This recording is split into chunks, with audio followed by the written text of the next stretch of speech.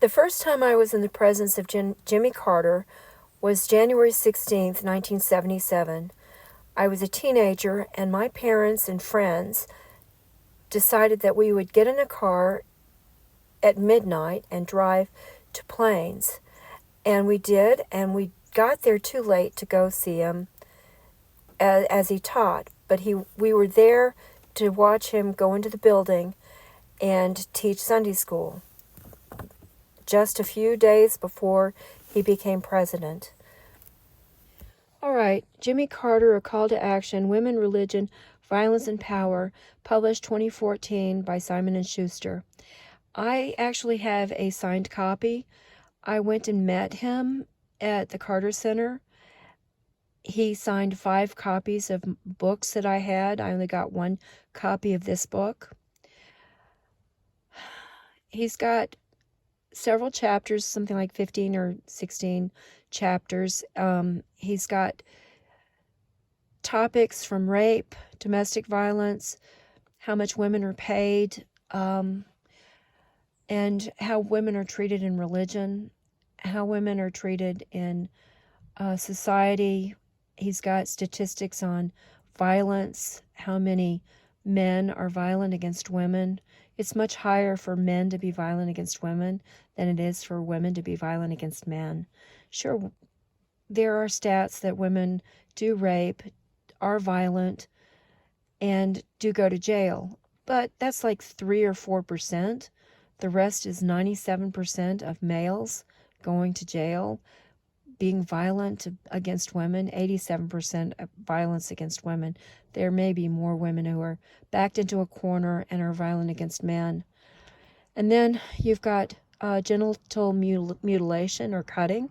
You've got so many issues about prostitution, sex trafficking, child trafficking, and that includes child marriage with the way women are treated if they're poor in several continents. And unfortunately, the statistic is that 100,000 women who are under the age of 18 are married off to their rapist in the United States. And the parents have to sign for it, and it happens. And so anyway, that's not in this book. That's something else. But there's quite a bit of information in this book about abuses. And one of the things I wanted to mention is that he's got 1 page with about 20 things for progress. And I wanted to mention those because it's so unusual to hear about progress, what we can do for progress. And I do want to call him out on one thing. He's not dead, and so I can say this. I don't know if he'll, reply to this, but he had several interviews after this book was published, and the Christian networks asked him questions, and what they did is they asked him questions about what was happening in the world, this event or that event. They did not care about what he thought about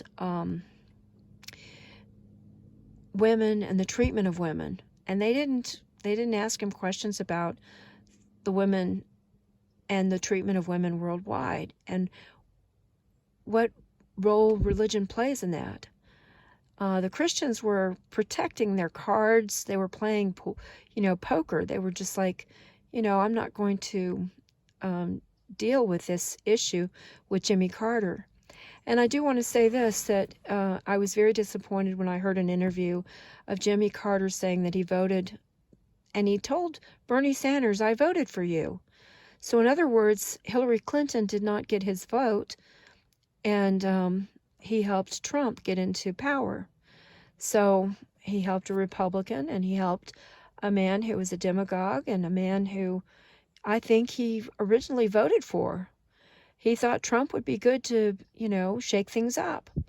So I don't think that he has the best wisdom in the world, but I do want to say this, that with all of the things that he has for progress in here, and all of the actual facts that are real in here, I do believe that he does want to make a difference and did want to make a difference in 2014, but he did not make a difference because instead of calling the Christian networks on the carpet and saying, did you read my book? Do you know what I'm talking about when I say that this happened and this is the situation and this is what we have to deal with as women or as people in a society who have women who are treated badly? You know, and you may say, oh, we've got the greatest country. All right, well, I'm not going to go into the issues of that. I just want to say that he's got 23 things of progress. The first one is encourage women and girls, including those not abused, to speak out more forcefully. It is imperative that those who do speak out are protected from retaliation. And that's not going to happen. We don't have a way to protect women from retaliation. We just don't. And he doesn't offer any way to protect women from retaliation. He doesn't. And condemn and outlaw honor killings. So that was number 23. And I don't know if this is in order of importance, but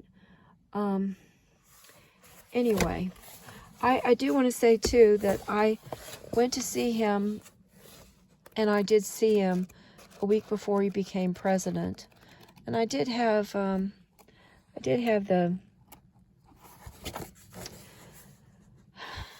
I don't know what I did with it. I did have the program that his Reverend Edward signed, but I must have dropped it somewhere. Anyway, this is a short and not comprehensive review of the book.